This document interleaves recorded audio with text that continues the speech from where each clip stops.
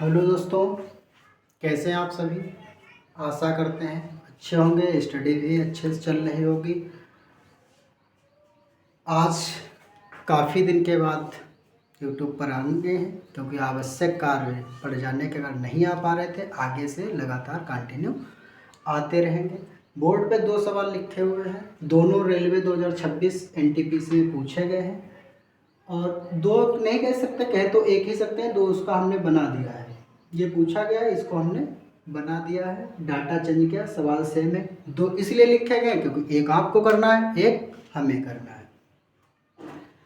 तो देखिए, जो रेलवे है या अदर एग्जाम जो भी है अपडेट होते रहते हैं, तो पूछने का अगर तरीका सवालों को बदला गया है तो हमें लगाने का तरीका भी बदलना पड़ेगा, वरना हम बहुत पीछे रह जाएंगे।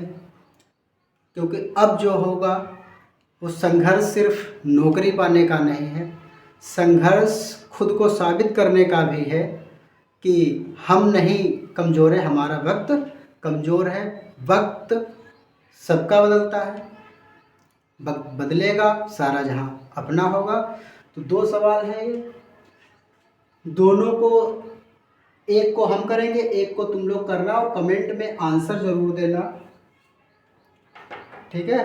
तो देखिए क्या कह रहा है। श्याम किसी वस्तु को अंकित मूल्य के 4/13 पर बेचकर 30% की हानि उठाता है।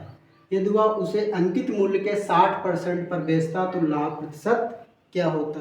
अगर इसको हम साधारण तरीके से लगाएं तो पॉइंट बहुत सारा कंफ्यूजन रहेगा। इसको समझने के लिए जैसे अगर समझते हैं हम, कोई भी वस्तु अंकित मूल्य के 40% पर अगर बेची गई, किस पे 40% पे, और उसने 20% की हानि उठाई तो 80 मिलेगा।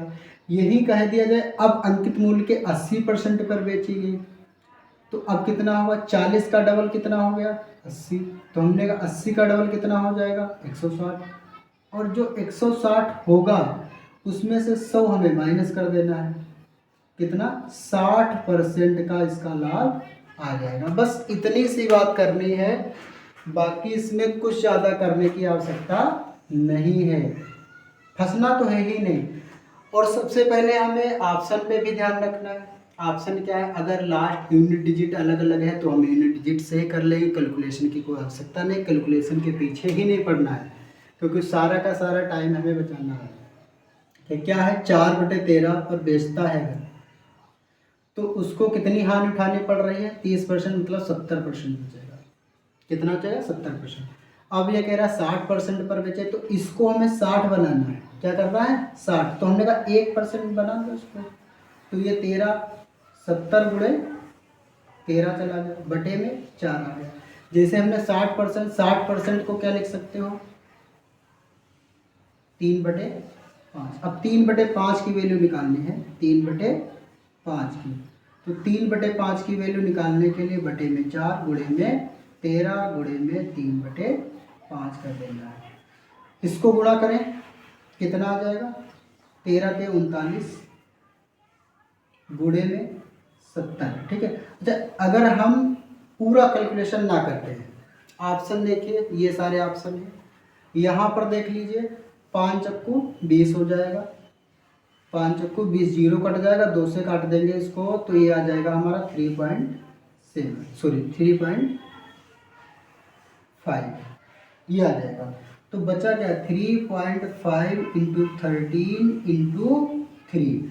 अब पूरा नहीं करना है, देखिए क्या करना है, 3 या 9, 9 बचे 45, लास्ट का यूनिट डिजिट कितना आ गया, एक ही में था, लगा के आगे बढ़ जाए। पूरा क्या करने से फायदा, अगर करते हैं तो कर लीजिए, कितना आएगा 13 × 65, 6 आ जाएगा,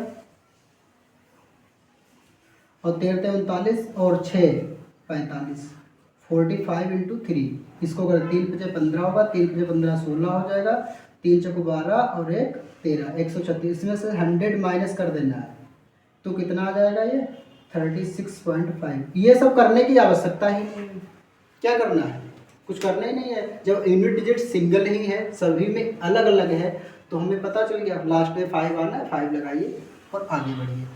ये तरीका अगर लगा रहे हैं तो हम आगे अपडेट होते रहेंगे, आगे बढ़ते रहेंगे। अन्यथा अगर हम पुराना ही तरीका लगा रहे हैं तो हम पीछे हो जाएंगे सबसे।